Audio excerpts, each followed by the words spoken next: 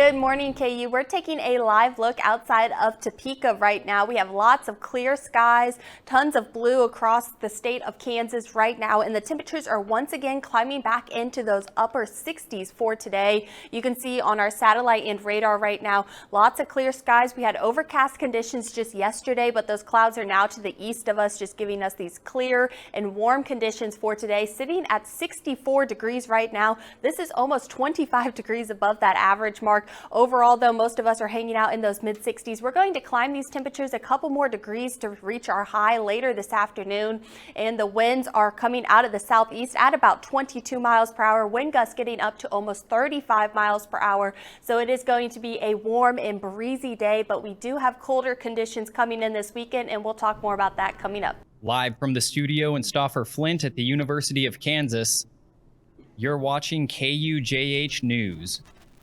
And now Carson Shea is going to give us a look into the Super Bowl and how Lawrence is preparing.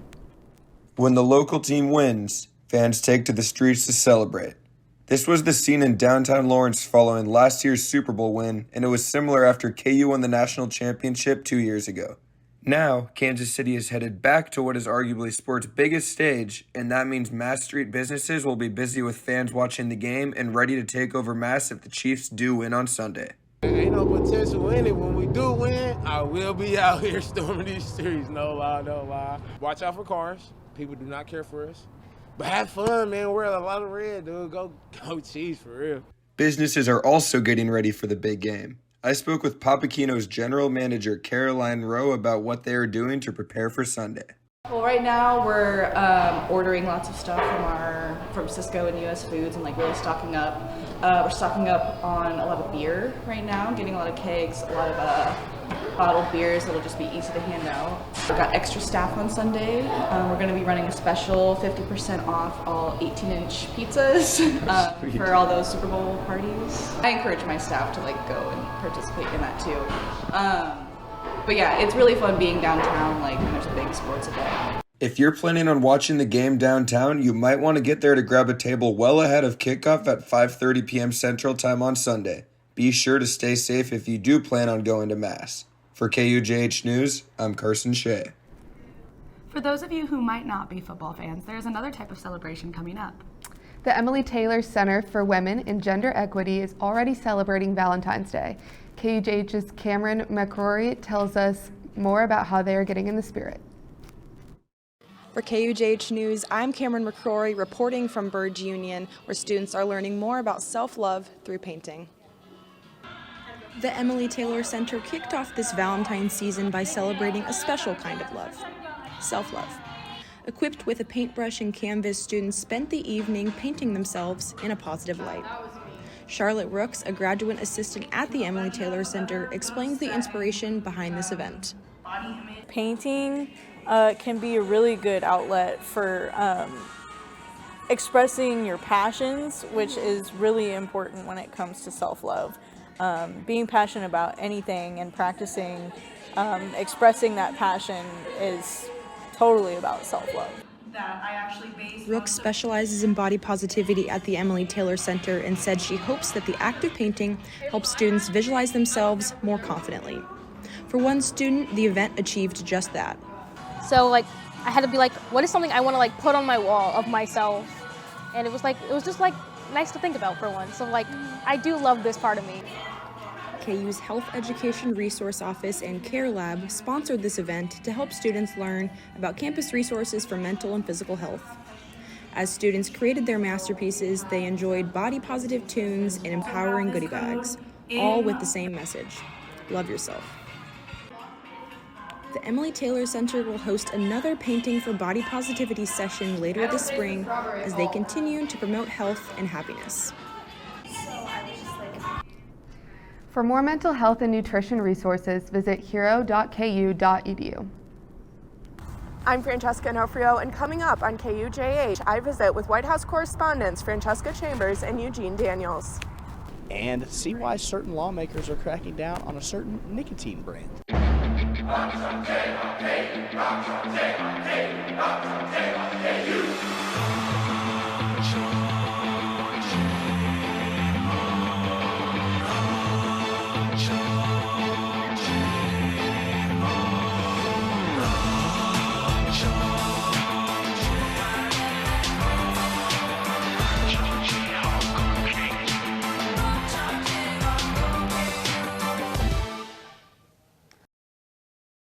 Ashton Rizzo will now be giving us a weather update. And coming up, we'll take another look at our wind gusts blowing up to 35 miles per hour today out of the southeast. And these warm conditions are going to hang on for just one more day until this cooler air arrives this weekend, giving us chillier temperatures for Super Bowl Sunday. And we'll talk more about that coming up. Maybe you've heard of the White House Correspondents' Dinner, where Washington, D.C.'s journalistic elite gather together once a year for a little fun black and tie dinner. Well, some KU students got a little taste of that experience right here at home. KUJH's Francesca Onofrio joins us in studio with the details. Francesca? That's right, Aria and Grace. In this case, it was a Brinner, not dinner, and the dress was a little less formal. But the opportunity to connect with journalists who cover the White House every day was a huge hit. Nearly 60 people enjoyed eggs, bacon, and waffles at the Dole Center's White House Correspondents' Brinner. The Brinner was meant to be a play on the National White House Correspondents' Dinner, which happens every April. National political reporters Eugene Daniels and KU alum Francesca Chambers were the guests of honor. Both have covered multiple administrations and politicians throughout their careers. Daniels, who covers Washington's elite and is the vice president and soon-to-be president of the White House Correspondents Association, has some advice for aspiring journalists. You belong in every room you find yourself in, right? I and a lot of people, probably everyone, has some kind of imposter syndrome. You get into these big rooms talking to these really important people, and you're like, what am I doing here? I'm not supposed to be here. I don't deserve to be here, but you're in there for a reason. You're in that room, sitting across from that person or those people for a reason. You belong here just like they do. Francesca Chambers covers the White House for USA Today and says it's important for future journalists to be persistent. As one door closes, another door does open, and I know that sounds really trite, but I have found that to be the case. It can feel, I think, discouraging sometimes as a journalist to look at this landscape, but if this is what you really love doing, I encourage people to continue to do that. In addition to the Brinner, those in attendance got to hear about some of the experiences these journalists have had over the course of their careers, and they even got to turn the tables, asking the reporters questions. For more information about upcoming events at the Dole Institute, visit www.doleinstitute.org. For KUJH, I'm Francesca Onofrio. Aria and Grace, back to you. And now Ashton's going to give us a little bit more of a weather update. We're taking a look at our temperatures across the region right now. Many of us are hanging on into the 60s. Further up north, though, they're feeling those 50s for today. However, though, here in Lawrence, we're reaching the mid to upper 60s once again for today. Our high this afternoon's reaching up into those upper 60s, 68 degrees, but it's going to be awfully breezy conditions for today. Wind gusts getting up to 35 to 40 miles per hour with the winds out of the southwest. So even though we have these sunny, clear skies, it is going to be a breezy day for us, but temperatures are making quite a dip this afternoon from today's high up in those upper 60s, dropping later tonight into the early AM hours tomorrow into those mid 30s, and then we are warming back up once again for tomorrow into the 60s. So tonight's low sitting there at 37 degrees.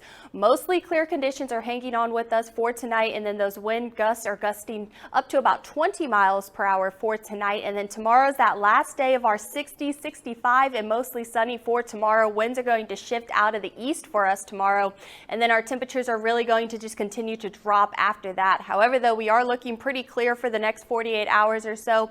We had just a few drizzles overnight last night, but for the most part, we're looking clear here in the central and Midwest plains now. Moving ahead, though, this week, like I said, we're making quite a jump from those 60s on Thursday and Friday, jumping down into those lower 40s for Super Bowl Sunday, and then slowly working our way back up into the start of next week, but just hanging on into the 50s for us there. So it's going to be an awfully chilly day there on Thursday, but we're sitting about 25 degrees above average for the next 2 days. Looking at Super Bowl Sunday, though, sitting at about 38 degrees for kickoff there at 5:30 p.m. Partially cloudy conditions, and then looking at temperatures there in Vegas, they're going to be feeling like 51 degrees for the Super Bowl. So overall, pretty nice weather, and we are definitely definitely going to be cooling off going into the weekend, though. This is a look at that 7-day forecast for us.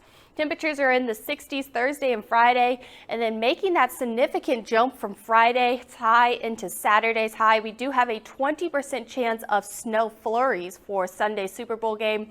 After that, though, we are looking relatively dry for the rest of the week, and temperatures climbing back up into the 50s. Back to you guys.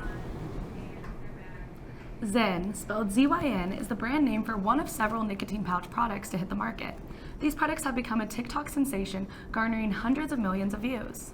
They've also caught the attention of Senate Majority Leader Chuck Schumer, who is calling on federal agencies to investigate and legislate the marketing and use of these products. KUJH's Brock Nehemiah has details. Nicotine pouches like Zyn are placed in the mouth between the top lip and the gums and come in flavors like wintergreen and cinnamon. Health experts say that might make them more popular with younger users. That has Senate Majority Leader Chuck Schumer demanding federal action and warning parents of what he sees as potential dangers of these nicotine products. Pouch packed with problems, high levels of nicotine. So today I'm delivering a warning to parents because these nicotine pouches seem to lock their sights on young kids, teenagers, and even lower, and then use the social media to hook them. With 1 million users nationwide, Zyn has a big consumer reach, with many users arguing these nicotine pouches are a healthier alternative compared to other forms of nicotine.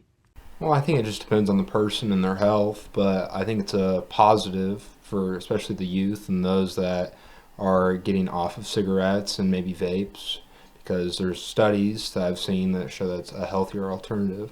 Several Republican officials have gone against Schumer publicly, including Congresswoman Harriet Hageman from Wyoming, who said, "The government exists to protect our natural rights. We are the ones who get to make a decision about what we do, and if it is a legal product, we are entitled to use that legal product." These products were designed to be used as an aid to stop smoking, and while they don't contain tobacco, health experts warn the nicotine can still be addictive, saying more study needs to be done to fully understand the risk and benefits. For KUJH, I'm Brock Nehemiah. Thanks, Brock. Even with its recent rise in popularity, products like Zyn represent a small fraction of the market for nicotine products. According to the CDC, about 5 million Americans use oral tobacco products like Zyn, whereas more than 10 million Americans vape, and 3 times that still smoke traditional cigarettes. Up next, students speak about Super Bowl predictions and basketball camping. KUJH Sports dives into the busy week of sports. From adversity, we rose. We made history and became pioneers, voyagers, champions, Jayhawks. And when our chant rises, haunting and hallowed, Jayhawks are telling the world what's near. Victory. Welcome back to KUJH Sports. I'm Brock Nehemiah. It is one of the biggest sports weeks of the year, and it's even bigger for the Lawrence area. So let's kick it off by talking about the biggest game of the year, the Super Bowl. The big game is being played this Sunday in Las Vegas, where the Kansas City Chiefs will take on the San Francisco 49ers in a Super Bowl rematch of Super Bowl 54. For the Chiefs, they are making their 4th Super Bowl appearance in the last 5 years and have won 2 championships in that stretch. They are led by Patrick Mahomes, who in his 6 years as a starter still hasn't missed an AFC championship game. A win for the Chiefs cements this run as an official dynasty. For the 49ers, they are playing in their first Super Bowl since the last time these two teams met in Super Bowl 54. In those 5 years, most of the big names from that team are still around, such as Deebo Samuel, George Kittle, and Nick Bosa. The biggest changes for the 49ers has been their quarterback and running back duo of Christian McCaffrey and Brock Purdy. 2 years ago, Brock Purdy was Mr. Irrelevant in the NFL draft. Now he has led his team to the Super Bowl, and McCaffrey led the league in rushing yards this year. This all has the big names and big potential to be a potential classic. KUJH's Jordan Ziegler asked KU students who they think is going to win. The Chiefs. The Chiefs. The Chiefs. Why are the Chiefs going to win? I feel like because it's going to be a repeat of a couple years ago when we beat the 49ers. Yeah, agreed. Chiefs. The Chiefs, obviously. Chiefs, obviously. Chiefs, for sure. No doubt. It's got to be the Niners. Why do you say the Niners? None of this. I'm from California, and I mean, when you got CMC and then you got a nice pocket quarterback like Purdy, we're going to do some nice things. The Chiefs. I want to say the Chiefs because we're from Kansas, so might as well root them on. Chiefs. The Chiefs. Chiefs, I think. Chiefs for sure. Gotta be. And why do you think the Chiefs are going to win? Because of Taylor Swift, obviously. Thanks for that, Jordan. Now switching gears to the hardwood, Kansas men's basketball has had an up and down last couple of games. Last Saturday, the Jayhawks took down 4th-ranked Houston by a score of 78-65.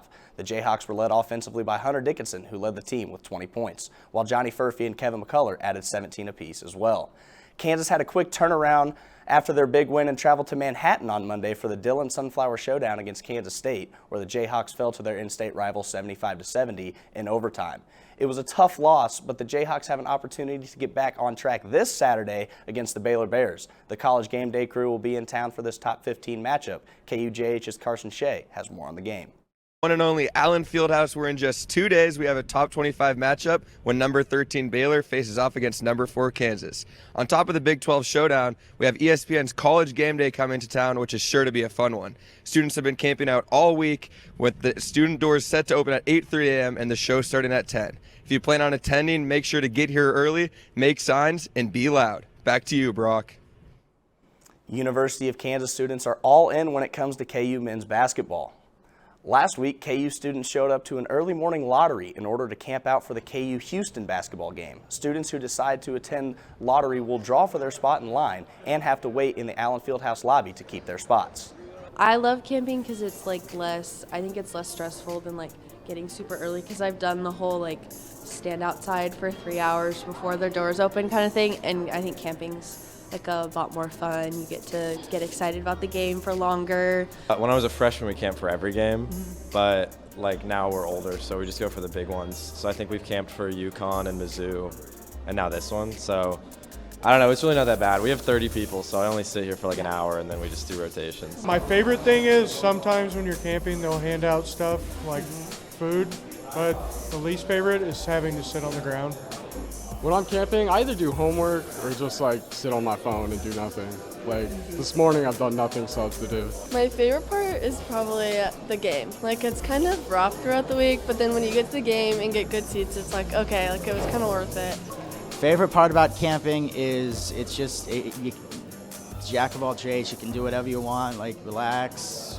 One of my friends in our camping group brought his Xbox and was playing, was here for 5 hours and played Fortnite the entire time. My favorite part of camping is just being a part of that KU tradition. I guess my least favorite part is the floors.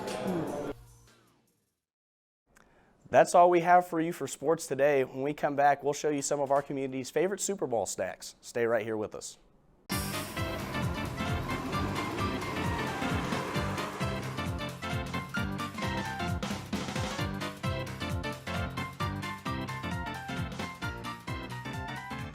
Missed the bus again? Yeah. You should download My Bus Lawrence. You can see when buses are arriving here, and you can also see where the buses are in Lawrence. Wow, okay.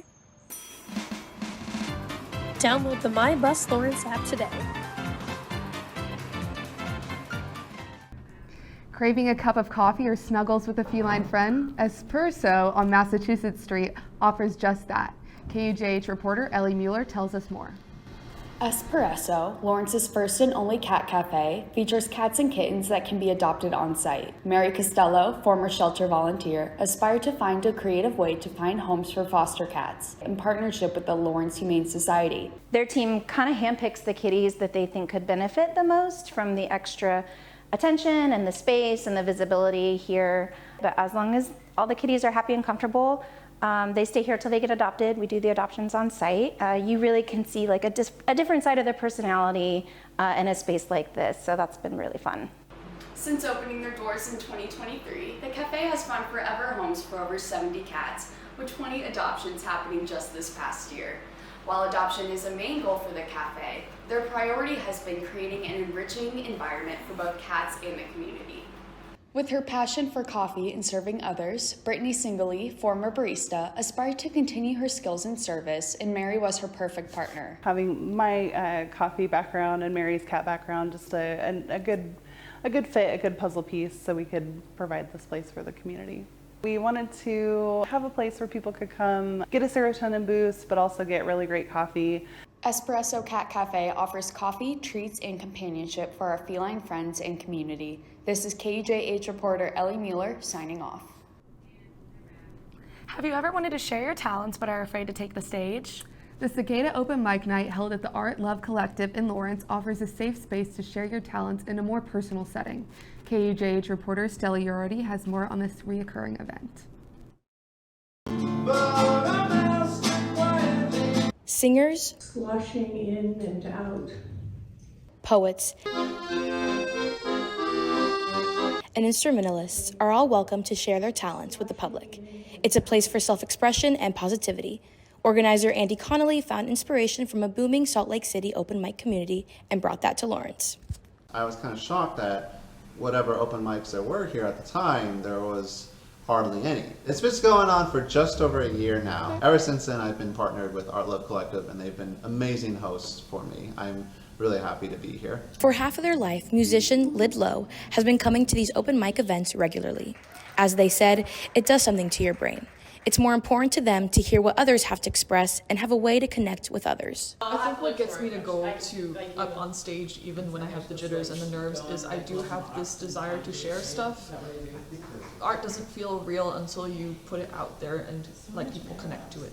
Otherwise it just exists in my head and I just be a daydream. So it makes it more real to share it with people. The big thing is a safe space of expression in a setting that other people can relate to. And so that was one of the strong reasons to establish this in the first place, was to allow those folks the chance to express themselves, the chance to be heard by others, and also be connecting to others. Step out of your comfort zone, share your talents, and express your creativity with others at the Cicada Open Mic Night. For KUJH, this is Stella Uriarte. Thanks, Stella. I'll definitely be interested in going to that event at the end of this month, but I need to start preparing now. And now we'll hear from Ashton Rizzo for our final weather update.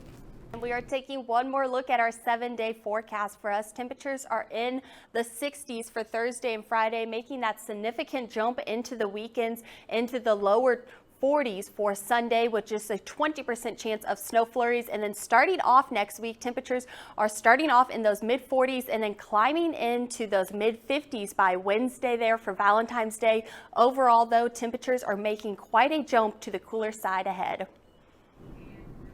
Thanks, Ashton. We've heard a lot about the Super Bowl today. Let's find out what students are bringing to their Super Bowl parties. All right, Olivia, so what is your Super Bowl party necessity? Like cookies that are like decorated for the Chiefs. Buffalo ranch dip. Need it. It's essential. That's the first time I've heard that one today. I would gotta say guacamole. I mean, come on, who doesn't like guacamole? I feel like wings are top tier. You've got to have wings in a Super Bowl party. They're the go-to stuff. I feel like those are pretty good. I feel like pizza's got to be there. Let's see. You know what? Some Capri Suns. I could go heavy for some Capri Suns during the Super Bowl for sure. Probably chips and salsa. It's too good. Hot wings for sure. And as always, we are hoping for a Chiefs win. Thanks for watching KUJH. I'm Grace Gom. And I'm Ari Tada.